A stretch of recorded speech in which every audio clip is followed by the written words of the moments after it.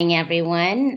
Thank you for joining us. We're super excited to be part of Training Tuesdays, and I'd really like to thank my colleagues for giving us the opportunity to present today. Today's session is a little different than usual. We will still be talking about almonds, but this time the focus will be looking at health benefits of almond consumption. So before we begin, please allow me to introduce myself. I'm Swati Kalgaonkar, Associate Director for Nutrition Research Program at the Almond Board. I have a PhD in nutritional science and an extensive nutrition clinical research experience. My primary focus at ABC is oversight of contracted nutrition research, public policy analysis and synthesis, and information dissemination in support of the almond industry's global strategies. You may already be familiar with these figures, but in case you're not, Almond Board has invested over $30 million towards almond nutrition research, with majority of that investment going towards robust clinical research. And it's our STAR committee members of the Nutrition Research Committee that really get to decide where these funds get invested. So over 130 projects have been funded to date in the last 25 years of the program, and have resulted in almost 200 publications, and that makes us very proud.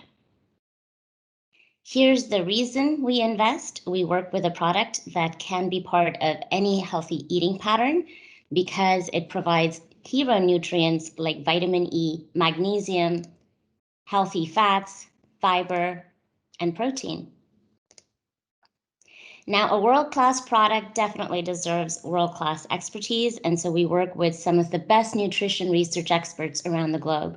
We're very grateful for two of them to be joining us today to present their respective research on almonds. Our first speaker is Dr. Soumik Kalita. He's a medical doctor who founded his own company in India not too long ago in an effort to provide in-house healthcare to his patients. His practice was extremely instrumental in fighting the latest and most challenging COVID surge in India. But aside from being a frontline hero, Dr. Kalita has dedicated his life to research. He's the corresponding author on a study conducted in pre-diabetic young adults and adolescents in India, investigating the potential role of almonds in improvement of their condition.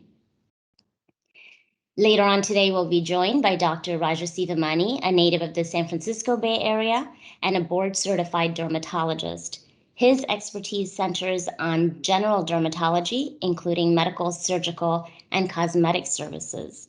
And with training in bioengineering, allopathic, and Ayurvedic medicine, he takes an analytical yet personalized approach to each patient. He's also Associate Professor of Clinical Dermatology and Director of Clinical Research and Clinical Trials at University of California, Davis. So with that, I'll go ahead and hand it over to Dr. Kalita. Welcome, Dr. Kalita. Okay, thank you, Swati. So the study that we had done was to look at the effect of almond consumption on glucose metabolism, namely blood sugar levels, hyperinsulinemia, markers of inflammation, and cardiometabolic risk factors. This was a very robust randomized controlled trial done, and it is one of its kind done in the whole world, where we looked at adolescents and young adults in Mumbai.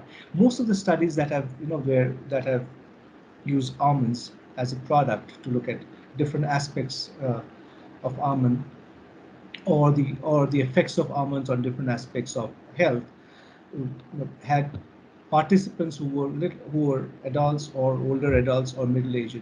Here we are looking at, it's one of its kind where we are looking at, we've taken a group adolescents and young adults.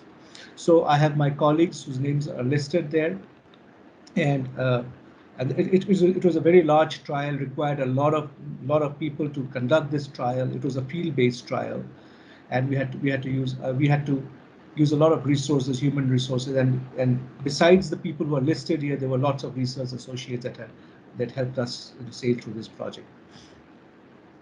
Can we go to the next slide, please? So all of us, we need to understand that why was this project so important for us?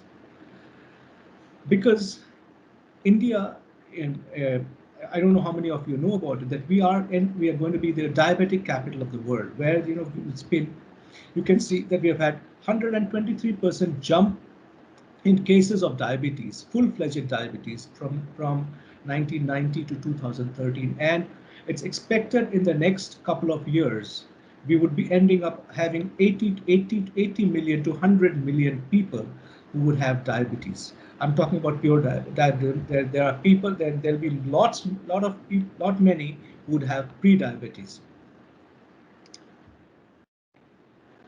So right now the data tells us that if you can see that after China, we have the largest number of diabetic patients in the world.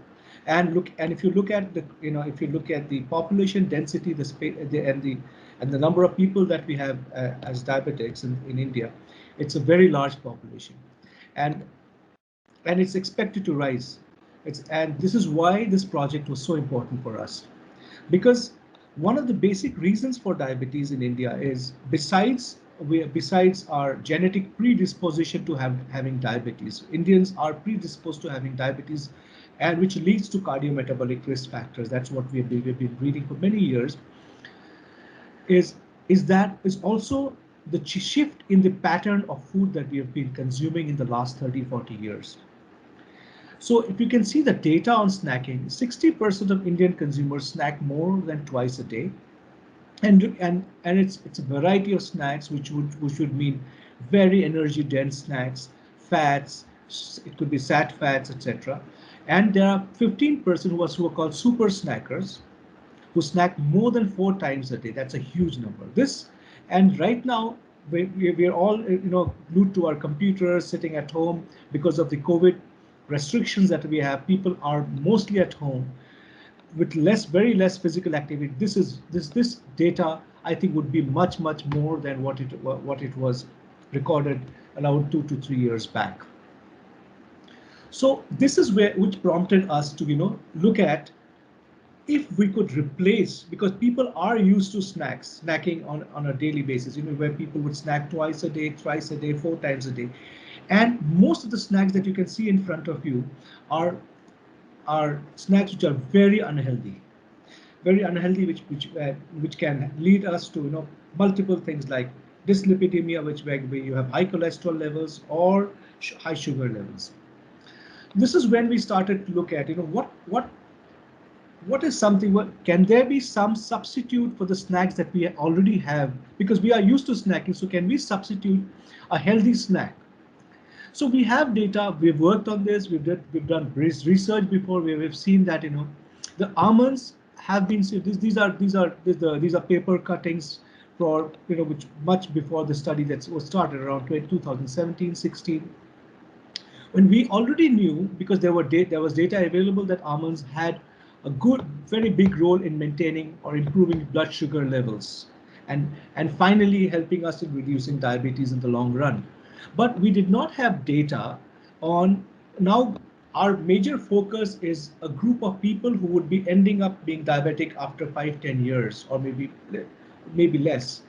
And these are people who are young adults and adolescents, who have a propensity towards being diabetic. Can we change some of their, we were thinking, can we change, or can we find out whether almonds can replace their snack and actually help them manage their sugar levels and prevent them from being diabetic? So that was why we started this whole study. So we wanted to understand whether almond consumption actually had an effect on blood glucose, like in many other previous studies. And we wanted to do this in the Indian population, because we understand that every population has a different genetic makeup. Does it have any impact on insulin? And one of the very important things about this is when we're talking about selected markers of inflammation. Today we are getting to know that inflammation is a very, very important thing for future diabetes, for future heart diseases. And finally, we wanted to look at other cardiometabolic risk factors. And the age group that we chose was adolescents and young adults, between 16 to 25 years of age. It was a very challenging study because getting people to get their consent, because in India, till around 25, 30 people still they live in a joint family system where we need to take approval from not only from the person concerned but also from their family members or their extended family to get them to do a trial with us. So this was a challenging thing, but we thought let's do this. So these were the objectives. Now, I just wanted to, let's look at the methods now. What did we employ? We tried to employ one of the best methods. So if you look at the hierarchy of evidence, when we look at evidence, when we have to generate evidence for where people would, look at evidence, in the hierarchy of evidence, a clinical trial, which is a randomized controlled trial, is said to be one of the, at the top. So we said, we should be doing something which would give us a robust study, which would give us results, which would be accepted by people all over the country and also all over the world. So we used a design which is called a clustered randomized open label parallel. We don't need to get into the details here. The idea is basically what we did was we randomized people, using a randomization system. And we did a cluster randomization. Why did we do a cluster randomization? We did a cluster randomization because if someone has been given almonds in one particular section, suppose we took a college or a school, and there's something called contamination that can happen. So if someone in one particular section was given almonds, his neighbor, they may want to share food or products between themselves. So we said we do not want that contamination to happen. So we said if there's a section, if there's a class, suppose we have a 12th grade class or a 12th grade class, we have a section A and a section B. So we gave section A almonds and section B the control snack. So we'll talk about the control snack in a little while. Where was the setting? In Mumbai. We'll talk about that. As I said, the participants were adolescents and young adults between the age of 60 and 25 years. And the inclusion criteria that we had was people needed to have some propensity towards being diabetic in the future. So they were practically, we loosely call them as pre-diabetics, where the chance of becoming diabetic was very high. So that also made our task difficult because we had to find participants who are between the age of 16 and 25 who would have a propensity towards being diabetic. So the exclusion criteria that we had was we wanted participants who were healthy, did not have any chronic disease, did not have any known history for nut allergy, or definitely pregnancy and other infections. This was a clinical trial which had an ethics approval. In India, all trials need to go through an ethics approval. Our trial was is registered with the WHO clinical trial portal also. So it's a registered trial. So and everything is transparently put out there in their website. And what was the intervention? The intervention was daily consumption of almonds, which was like an ounce of almonds, with 56 grams of almonds for 90 days. Why did we choose that? Because this was the data that we had got from multiple studies that were done before. And the control, so one group was given almonds, the other group was given a snack which had similar calories, because we are looking at diabetes. So we wanted to match the calories between the two groups. So the same calories that 56 grams of almonds had was given to was put into the control snack that was created. And what were these snacks? These were snacks which were commonly consumed. These were not very unhealthy snacks like what you saw in the picture, but they were commonly consumed snacks by people.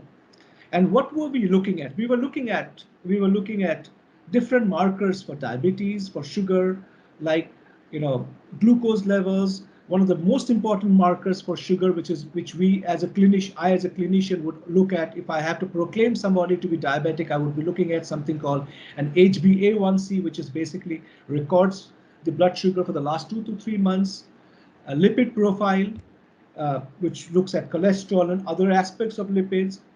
And we also looked at different inflammatory markers which can cause inflammation in the body, which can finally lead us to having either heart disease or diabetes or any other chronic disease. So this was the method. Now, where did we do the study? Now, this is Mumbai. Mumbai is the 7th populous city of the whole world, the second in the whole country. This is how Mumbai is. You have high-rise buildings, and you can see the number of people living together. It's spread across 239 square miles population, which is like a 20 million population. It's the ninth. Now it's the 7th, but it was the 9th populous city in the world. So if you look at the whole of Mumbai, if you take Mumbai and its suburban, the population would be much, much more than this. So this is what was the trial. If you look at the trial data, we actually had to go through thousands and thousands of people to finally come to the numbers that we have right now. Around 1,300 people were actually assessed for eligibility from the 30,000 odd people that we had approached to participate in the trial. When they were assessed for eligibility, that means we wanted to look at whether they were actually pre-diabetic. They confirmed those standards that we had put for inclusion and exclusion criteria. After that, we finally we got a list of people where we had around 136 in the Almond group and 129 in the control group. So 126 people participated in the intervention group where they were given almonds as an intervention, and 129 were given the control snack, or called the control snacks, which were prepared. This was what was done prior to the study. This took a long time to lay down the platform to do the study.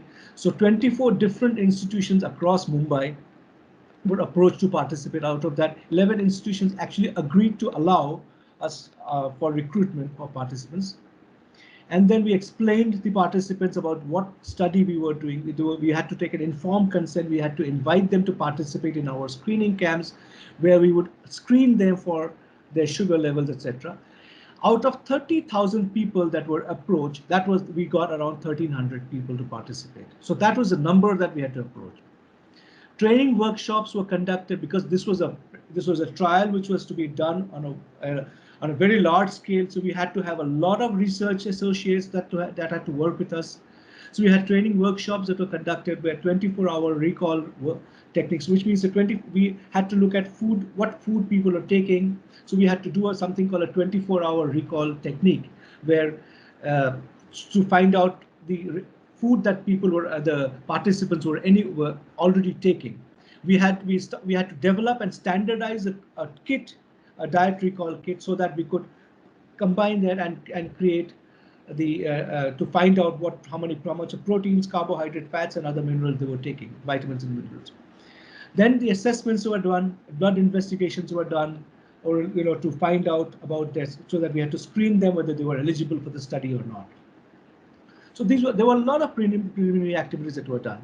We then, after we got the participants, then their anthropometry measurements, where their height, weight, BMI, etc. were measured, and they were also given dietary questionnaires to look at what was their dietary pattern before they came into the study. Then we had to develop control snacks. So control snacks had to be, had to be healthy, at least, because so that we were planning to give them healthy snacks, but we had to match the calories of the 56 grams grams of almonds that we were giving on a regular basis. So we had to match the calories for the control snack. Then we had to also ensure that the control snack, we had to have multiple control snacks so that there was no taste fatigue, so that people were not bored of having the same snacks, in the control group. Otherwise, they would drop out from the study. We actually did a whole list of study before embarking on the study. We actually did a whole study on the snacking pattern of Indian people, and especially the people in Mumbai, to come down to what sort of snacks would be acceptable to people. So using a very robust diet. Okay. So what did we find out? We found out that that the results, as you can see, one of the most significant results that came out of this study was that HbA1c, which is the most important marker to find out whether someone is diabetic or not, or to find out if I'm treating somebody for diabetes, I would only look at HbA1c levels because I would want the HbA1c levels to go down. That's my goal. That's the goal of all diabetologists or all clinicians. So what we found out is that HbA1c, which is a marker for 3 months of blood sugar, blood glucose level, significantly reduced in the almond group in comparison to the control group. That is a very, very significant finding. The total cholesterol, if we see the Indians have a propensity to heart disease, and cholesterol is a very important marker for us, specifically cholesterol. And the next one, which I'm going to talk to you about, is low density lipoprotein cholesterol, which has a direct correlation to heart disease. So total cholesterol as well as LDL-C reduced significantly in the almond group in comparison to the control group, which means almonds helped us reduce the LDL cholesterol, which is the bad cholesterol, significantly in the people who actually took it for the period of the study. There was marked reduction in the inflammatory marker. IL-6 is a very important inflammatory, it's a very sensitive inflammatory marker.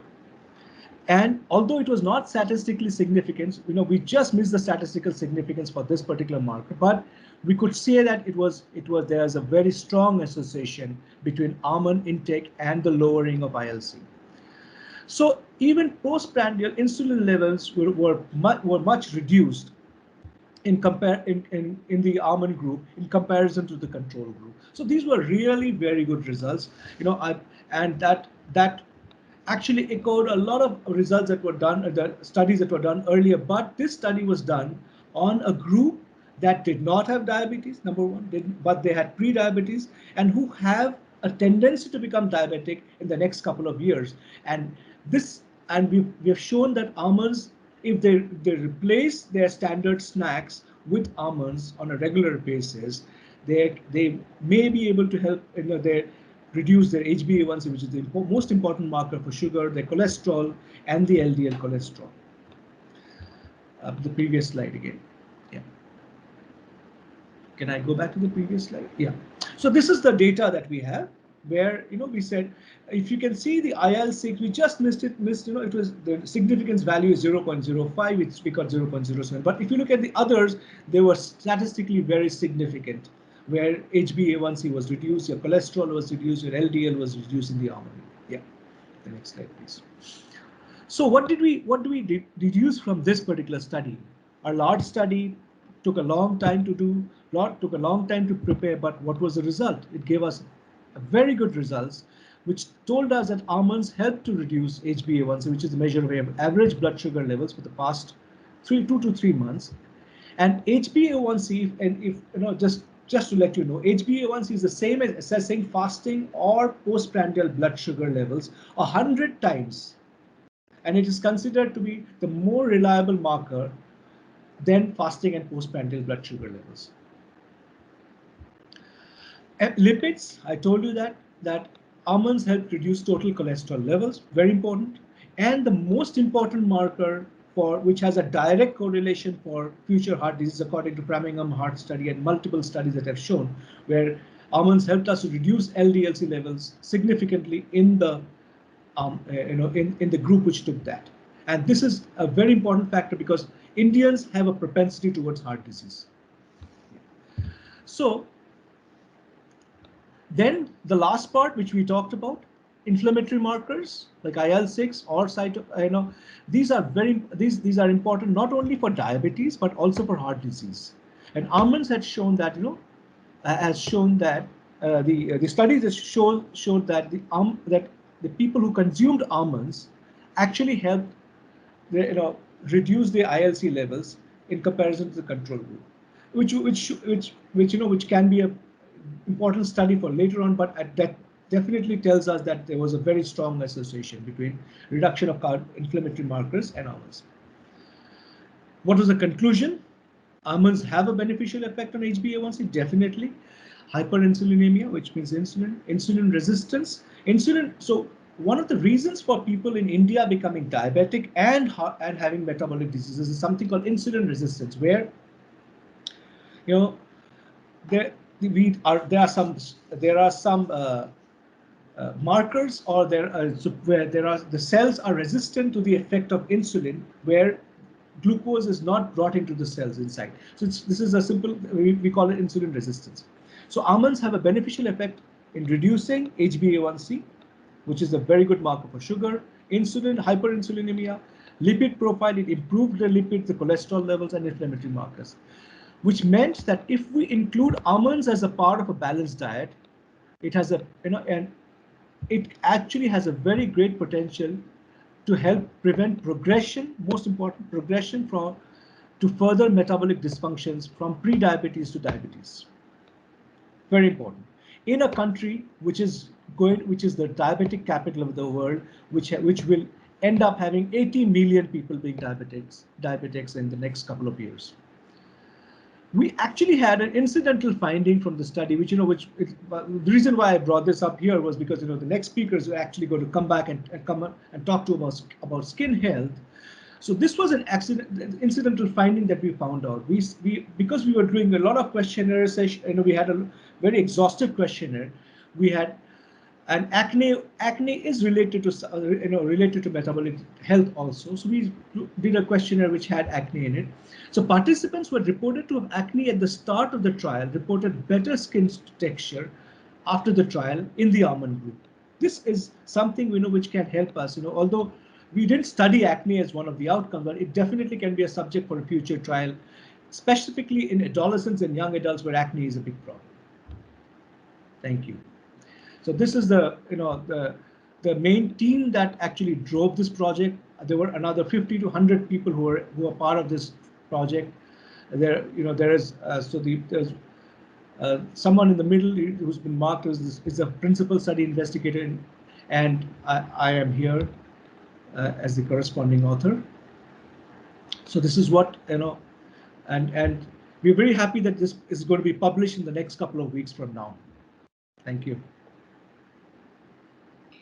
Thank you, Dr. Kalita. That was a great presentation. It was really amazing to see how almonds are able to show a significant difference even in young adults and adolescents.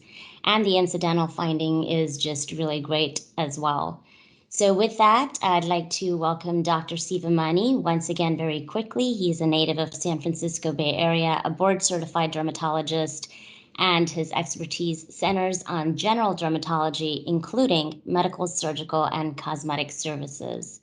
So with that, Raja, the floor is yours. Well, it's always great to talk to all of you. I want to just congratulate the study that was done in India. Very, very nicely done. I'm actually going to touch upon that here at near the end of the presentation.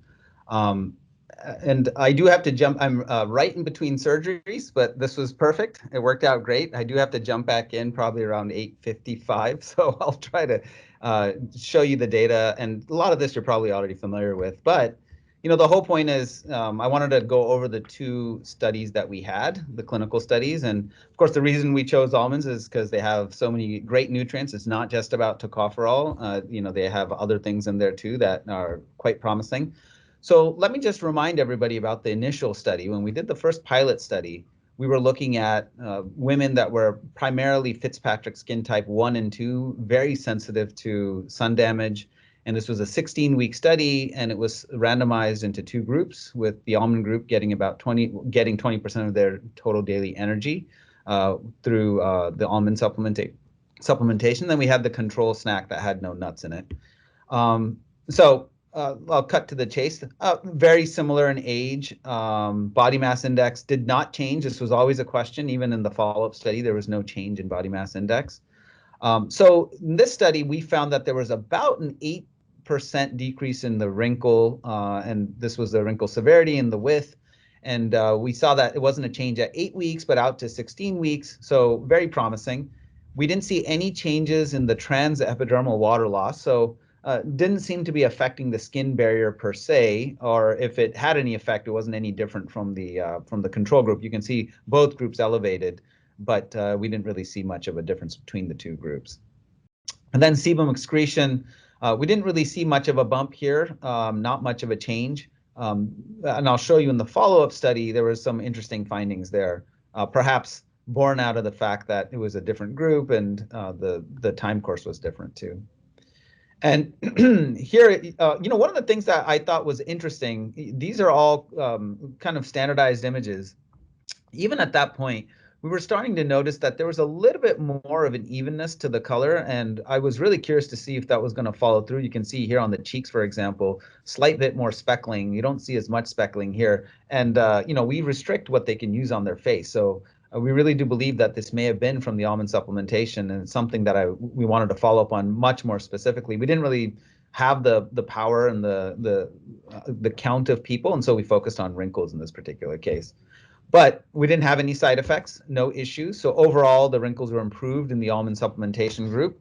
And we didn't think it was a change due to sebum production or any change in the skin barrier function. So we really do believe that there was likely another mechanism at play. So we wanted to then follow up and see, okay, is this something that was that could we validate this in a bigger study? So we expanded the study population. And we also had a longer duration for the study. So it's no longer just 16 weeks. We actually took it out to 24 weeks. So you're looking at almost a 6-month time course here. Same sort of a split, but much more people now. Now you're close to 60 people. The original study was not as many people. And we had the same nut-free calorie-matched snacks. And then we had the almonds that were supplied at 20%. And we took them through for the 24 weeks. So here's the results that we got, and this is published now in Nutrients, and so you can find all the results there. But what we found was that similar to what we had found at the 16-week mark, we actually found that the wrinkle reduction was actually a bit more robust than we saw originally.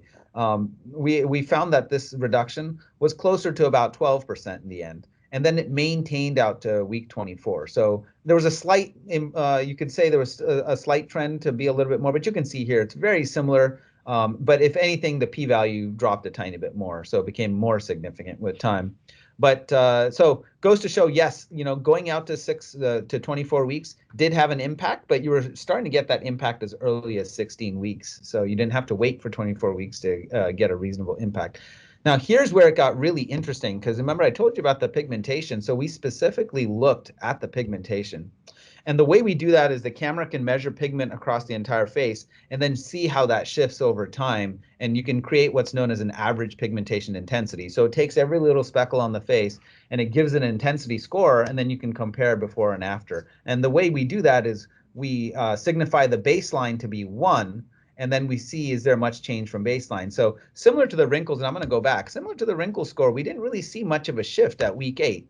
And this has been something constant in all of these studies. And it just goes to show, if you're going to do a dietary intervention, it's not like, say, a pharmaceutical that you're putting on the skin and really hitting it hard. It's more of a lifestyle kind of a shift. And the skin just needs time to make these shifts.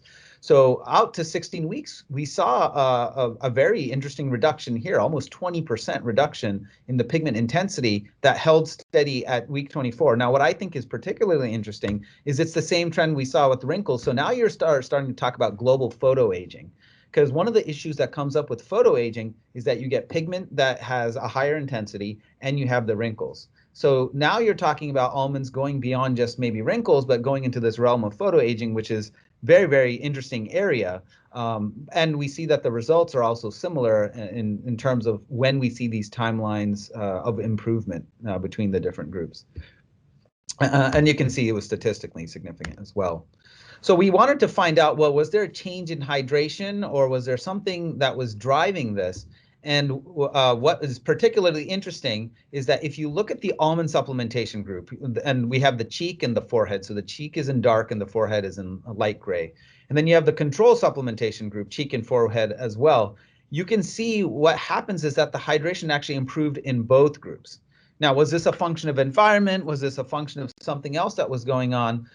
We're not sure, but typically if hydration goes up, the wrinkles will improve. What we found, though, was that selectively the wrinkles were only improving in the almond group. I'm just going back a couple slides to remind you of that. So, the hydration we feel is probably a secondary factor in this particular case, and maybe there was some other driving factor to it, but we didn't see a difference between the almond group and the control supplementation group, except that everybody did seem to get more hydrated over the course of these 24 weeks. When we look at transepidermal water loss, we didn't really see a shift. Again, if you look at the cheeks, just looking at the cheeks on the almond supplementation group, not much of a shift here. And then if you look at the forehead, again, not much of a shift. And same thing in the control supplementation group, not much of a shift in both groups, which agrees with what we found previously. Now, here's where it gets pretty interesting. The sebum meter and the sebum excretion rate. Now, if you look at the almond group, you didn't see much of a shift in sebum excretion. You didn't see much of a shift out to week 24 in either group. I mean, in either the cheek or the forehead. What's interesting is if you start looking at sebum excretion in the control supplementation group, you start to see that the sebum actually went up by week 24, and it also went up in both in the cheek and the forehead. Now, why that's interesting is that sebum is sometimes sensitive to glycemic index and the fat content that you're taking in. And we know that the glycemic index was probably a little bit higher in the control supplementation group because they had things in there like fig bars and things that just naturally had more sweetness to them. So what's interesting about that is, could this be, again, another factor that kind of agrees with what the India study was showing in the sense that, maybe almonds are a better supplementation approach if you're trying to keep your sebum in check. And a lot of these women didn't have a propensity to acne, though. Remember, they're postmenopausal. So in that particular case, it'll be interesting to follow up on that. But overall, for the study, almond supplementation significantly reduced the appearance of wrinkles. It also reduced the appearance of pigment intensity, so evened out the skin tone. And then the control supplementation did increase the sebum excretion rate, but this was not noted in the almond group. We didn't see any change in hydration or transepidermal water loss, which is, again, a reflection of the skin barrier. So neither of those changed. But so what that prompts is then start thinking about what are the remaining works that we want to do. Initially, we published this because it was such an interesting story that we put that out there. We just got the gut microbiome sequencing back, the whole genome sequencing. We're working on getting that analysis finalized. We're going to look to see, can we see any shifts in short chain fatty acids? That's one thing that we're looking closely at. And we're also looking to see, did we start to get those bacteria that tend to be promoted for short chain fatty acids as well. We're looking at, and that's not just that, but we're looking to see what happened to the gut diversity, and can we make any correlations to what we saw from the skin. That should be coming out within the next month, actually, and I'm hoping to put that publication together rapidly so that we can get that in as well. So then that leaves us to the future studies. You can always keep doing things with wrinkles and pigmentation, and we're currently conducting the almond oil study. It should be very interesting because it's comparing against retinol and hydroquinone. So we'll see what comes of that. And then acne, and I think acne is a really important target. And I don't know if all of you remember on the almond board, but when I first approached the almond board, I was really interested in the acne story because there's just so much here that I think we have as potential. A lot of people reach towards snacks that tend to be really high in glycemic index, and if we can really promote almonds as a alternative, of course we need the science first, but if it's there, it would be incredible, because I think we have some dietary interventions in a younger age group that would be interesting. And I'm very encouraged by the India study. And I just want to point out some things that even before their study that was there in the literature. So we know that almonds can reduce glucose spikes, and you can see here that this was a study done in people where what they did was they fed them white bread, which of course is it's going to spike the glycemic index. It's going to spike the blood glucose levels, and so that's the solid line at the very top. And then the next dotted line is where you basically had different varying amount of almonds that were ingested, and you can see that the lowest line is when they ingested 90 grams, but you already are making an impact even with 30 grams of almonds here. And what you're doing is you're blunting this glycemic, this climb in the blood glucose, which I think is very interesting, because when you think about studies like acne or conditions like acne, it's not that they're diabetic. And so let me just take a sidebar comment to make the point that the India study showing that there was a reduction in hemoglobin A1C and postprandial glucose levels in people that were non-diabetic is very, very interesting, because that is exactly what we're trying to modulate in people that have acne. And so what we'd like to see is, can we give people almonds, and can you actually blunt, and no matter what diet they're using, can we blunt this climb in glucose? Because that we know now from epidemiological studies, and there's 2 prospective studies that have been done too, showing that if you just change the glycemic index of the food that you're eating, you can shift the lesion counts. Not only that, in people that have acne, they have a higher a correlation with LDL being present. And we just saw from the India study and other studies too that you can modulate the LDL levels. So I think there's a lot of promise for acne, and it's such a huge area of need that I'm pretty excited about potentially looking at that more closely. And with that, I know it was a pretty quick kind of overview, but I'm very excited about where we're heading with a lot of these studies. And I really think it's going to make an impact, not only in postmenopausal women, but now we're going to be looking at younger folks, both with the almond oil study and, acne on the horizon. I think it's a very interesting landscape. So thank you all very much. And of course, I want to thank all the supporters that we have and all our collaborators as well. Thank you, Dr. Sivamani. That was a great presentation. And I know you have to jump back into surgery in about 10 minutes. So I think we can use those next 10 minutes for a quick Q&A session here. And maybe I'll start things out while our guests are kind of thinking about questions. Sure. Wanted to have you touch upon the fact, a lot of our consumers sometimes wonder, we put out so many different messages around almonds and health benefits. We talk about almonds and cardiovascular benefits, almonds and cardiometabolic benefits. Then we have something like skin health benefits, which is extremely different from any of those other benefits we talk about. And consumers begin to wonder, is this real, or is this just, something that's being put out to just sell a food? But looking at the 2 studies together, on one hand, the cardiometabolic health benefits, and on the other, of course, the skin health, we see that there is an axis that connects the 2. Can you speak to that a little bit more, please? Yeah, this is the dream of doing these sorts of studies, is to just show how the body's holistically connected as one piece. Yeah, I've always wondered what the rationale is to try to break the body up into all these smaller tidbits, except that, you can do a controlled study. But I think it all fits in the axis. I mean, if you look at it's modulating lipids, it's modulating likely, things like, of course, there's the tocopherols that are already laden in there, but likely modulating inflammation.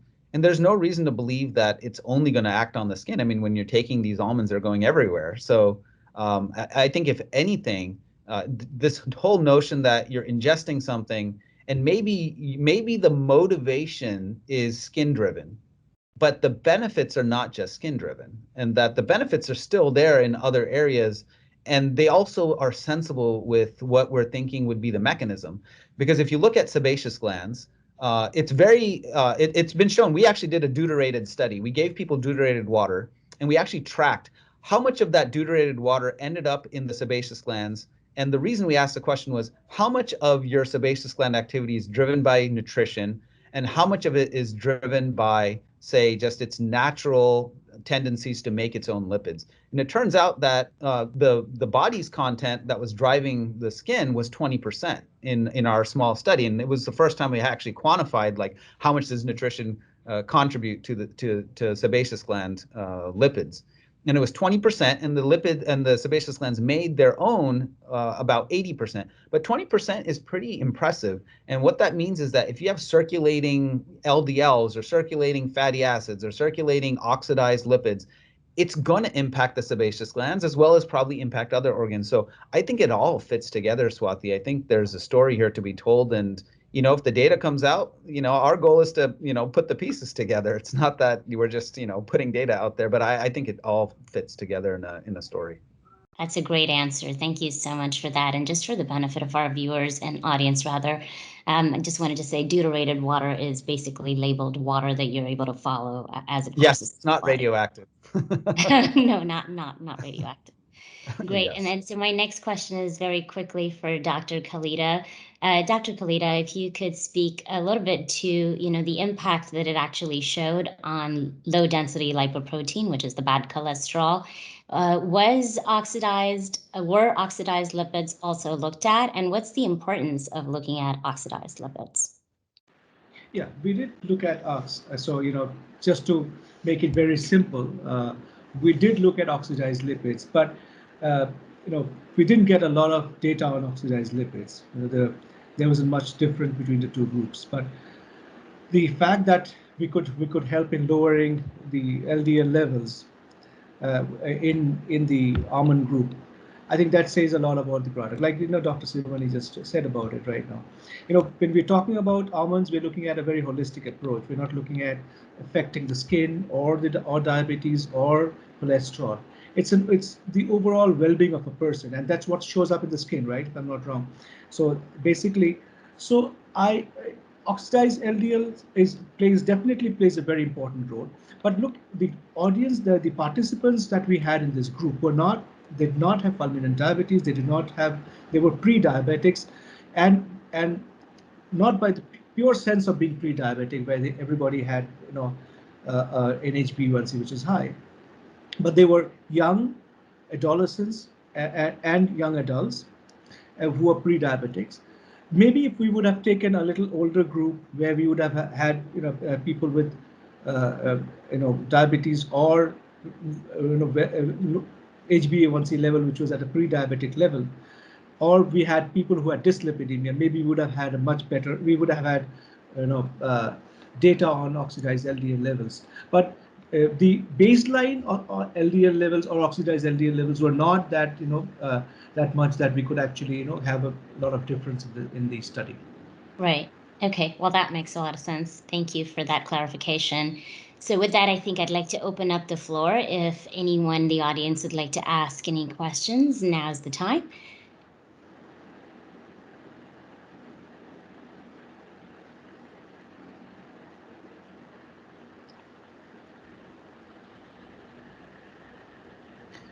Clear as crystal clear water. I like it. Okay. Well, also realizing that you both have clinics to attend to, I think with that, if there are no other questions, we'll go ahead and wrap up this session. Thank you both very much once again for attending and presenting the data. It's really a privilege to have experts like yourselves working on almonds and telling us things, providing us with data that really go to show what a wonderful product it really is. So thank you again and have a great day. Thank you, and Thank you. nice to meet you, Dr. Kalita. Yeah, same here. Thank you.